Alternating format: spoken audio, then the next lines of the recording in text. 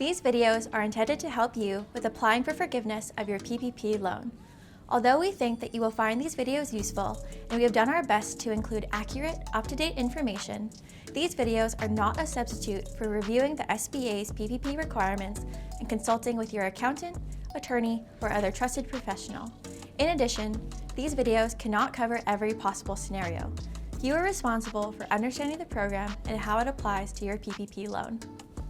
In this video, we will be covering full-time equivalency, also known as FTE, and FTE reductions. For borrowers with PPP loan amounts of $50,000 or less, FTE reductions do not apply. However, if said borrowers received together with their affiliates first-draw PPP loans totaling $2 million or more, second-draw PPP loans totaling $2 million or more, then reductions may apply. What is FTE?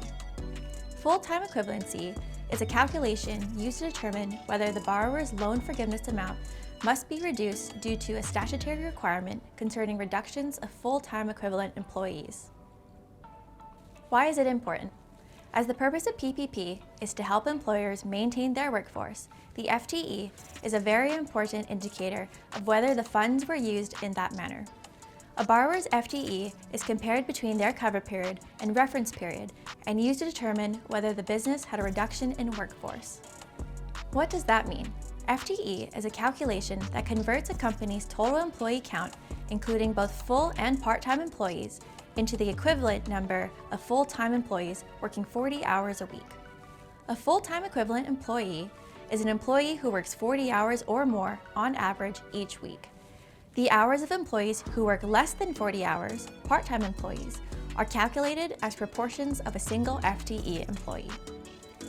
If a borrower experienced a reduction in FTE, they may not be eligible for full forgiveness. Key terms: covered period, the 8 up to 24-week period when costs must be paid or incurred to be eligible for full forgiveness. Reference period. The reference period is a time period used to compare the borrower's FTE pre-pandemic.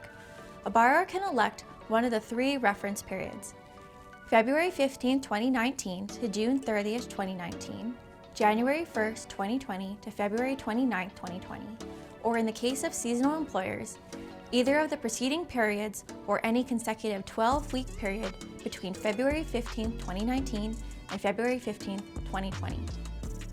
There are two ways to calculate FTE: the standard method and the simplified method. Standard method. Using the standard method to calculate FTE, take the average number of hours paid per week by an employee and divide by 40, round to the nearest tenth. Example: Employee 1 worked a weekly average of 31.25 hours. Employee 1's FTE would be 31.25 hours divided by 40 hours, which equals 0.8. Simplified method. Using the simplified method to calculate FTE, an employee working 40 hours or more a week would have an FTE value of 1.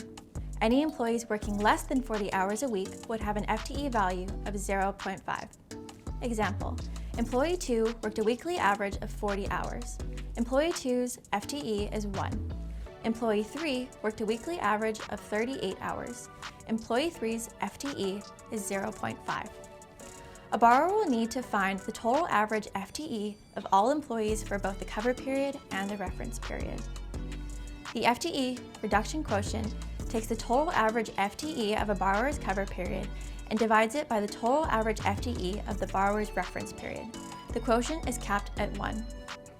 Ideally, the total average FTE from the cover period should match or exceed that of the reference period, meaning that the FTE reduction quotient should be as close to 1 as possible. You might be asking, how do I calculate FTE? Glad you asked. Let's work through a scenario together. A borrower had 6 employees and 1 owner during their 16-week cover period. 2 salaried employees. Salaried employees' FTE is always 1, regardless of the number of hours worked per week. 2 full-time employees, 2 part-time employees, and 1 owner. Owners with an ownership stake of 5% or more are not included in FTE calculations. The borrower elected January 1, 2020 to February 29, 2020 as their reference period. Remember, full-time equals 40 hours per week. These are the steps the borrower would take to calculate their FTE. Please note, steps 1 through 6 will need to be repeated to calculate the reference period's FTE using either the standard or simplified method. The calculations provided for salaried employee 1 and 2 are for visual reference only. As a reminder, salaried employees always have an FTE value of 1. Step 1. For each employee, find their total paid hours worked during the cover period.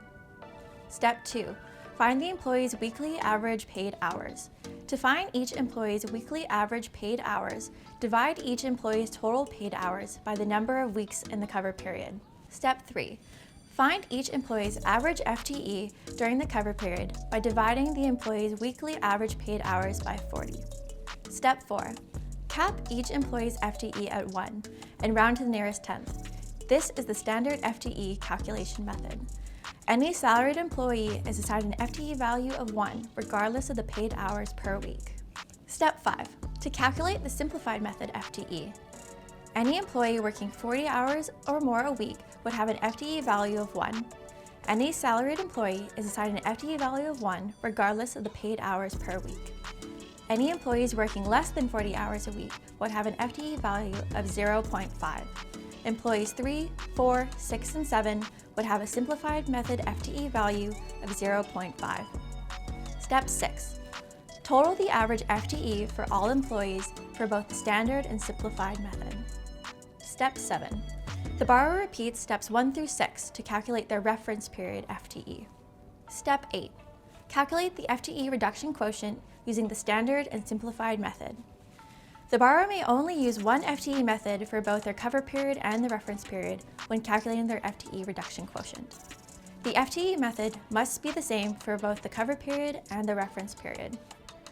In this scenario, the simplified method would be the best choice for the borrower to use because it produces an FTE reduction quotient closest to 1.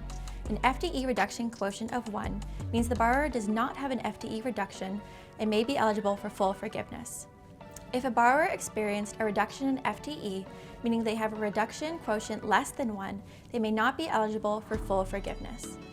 To recap, a borrower's FTE is a calculation comparing the business's total employee count in the cover period and reference period and used to determine whether the business had a reduction in workforce. As shown in our scenario, the borrower experienced an FTE reduction because their cover period FTE value was less than their reference period FTE value. It is important to note, if a business experiences an FTE reduction, they may be exempt from such a reduction if they qualify for either of the FTE reduction safe harbors. If a business attests to qualify for either Safe Harbor 1 or Safe Harbor 2, but is later found to not qualify, the business is responsible for any of the repercussions from its false statement. Please refer to the SBA Form 3508 instructions on the FTE reduction safe harbors for more details. For more information and the most recent updates on the forgiveness process, please visit the FHB.com PPP loan forgiveness website. There, you will find other helpful resources, readiness guides, quick start guides, FAQs, and more. Mahalo!